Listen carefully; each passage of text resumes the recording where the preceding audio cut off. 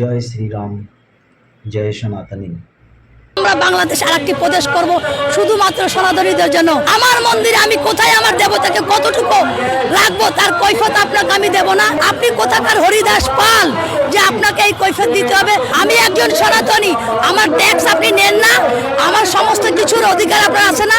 তাহলে আপনি যখন নিচে মসজিদ থাকার পরেও রাস্তায় যখন নামাজ পড়েন, তখন আমরা কি কখনো বলেছি যে এই রাস্তায় নামাজ পড়া যাবে না? এই রাস্তাটা তো আমাদেরও, কিন্তু আমরা মানবিকতা দেখাই।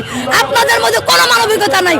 আমার মন্দিরে, আমার বাড়িতে আমি কিভাবে আমার রাম দেবতাকে স্থাপন করব, কতটুকু করব, এর কৈফিয়ত নিশ্চয়ই আমি আপনাদেরকে দিব না।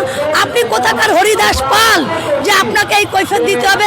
আপনাদের বলতে চাই, এই বাংলাদেশ আমার, আদি বাংলাদেশ আমার।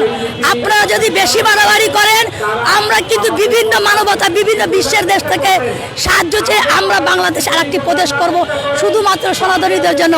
আমরা কিন্তু সেটা চাই না। কিন্তু আপনারা যে ব্যবস্থা করতেছেন, একসময় কিন্তু এরকমই হবে, সনাতনীদের আলাদা একটি প্রদেশ হয়ে যাবে। তাই বলতে চাচ্ছি, এখনো ভালোই অতীতে যেরকম আমরা হিন্দু, মুসলিম, খ্রিস্টান, বৌদ্ধ মিলে একত্রিত থাকতাম, এখনো আমরা থাকতে চাই। আর আমার মন্দিরে আপনাকে নিমন্ত্রণ আমরা করলাম, আপনার ভালো লাগলে আসবেন, না লাগলে আসবেন না। কিন্তু আমার মন্দিরে আমি কোথায় আমার দেবতাকে কতটুকু রাখবো তার কৈফিয়ত আপনাকে আমি দেব না। আপনার হরিদাস পালকে আমরা গণনা করি না। অতএব এমন কিছু করবেন না, হিন্দু মুসলিমের দাঙ্গা বাঁধাবেন না। এই দাঙ্গা বাঁধালে কিন্তু আপনারা পার পেয়ে যাবেন না। আপনারা দুইটা মারবেন, আমরা একটা মারবো, কিন্তু আমরাও মারবো।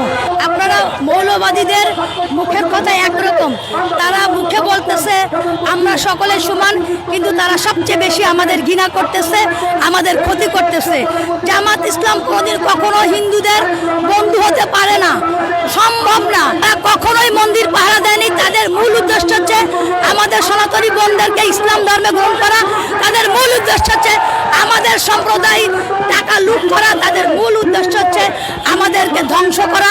তাদের মূল উদ্দেশ্য হচ্ছে সনাতনী সম্প্রদায় বিলুপ্ত করা। আমি তো নিরাপত্তা পাচ্ছি না, আমার সন্তান কোথায় নিরাপত্তা পাবে? বর্তমান সরকার তো ব্যর্থ সরকার। ইউনূস তো পরিকল্পনা করেই আসছে বাংলাদেশে সনাতনী সম্প্রদায়কে ধ্বংস করবে। আর এখনকার সরকার সেই লেভেলেই তো চলতেছে। রাম মন্দিরে কেন তিনিরা বাধা দিচ্ছে না? পুলিশ আর্মি কেন রাখছে না যে আমি আমার দেবতাকে আমার মতামত করে স্থাপন করব? তারা বাধা দেবে। তারা কোথাকার কোন হনু? তারা নাগরিক, আমরা নাগরিক না? আমরা হিন্দুরা কি ট্যাক্স দিই না? আমরা হিন্দুরা কখনো কোনদিন রাষ্ট্রদ্রোহিতার কাজ করেছি? এইটাই কথাই বলতে চাই, আপনারা সাবধান হয়ে যান। এমন কিছু করেন না যে আপনাদের কারণে আপনাদের ধর্ম যেন কুলুষিত হয়।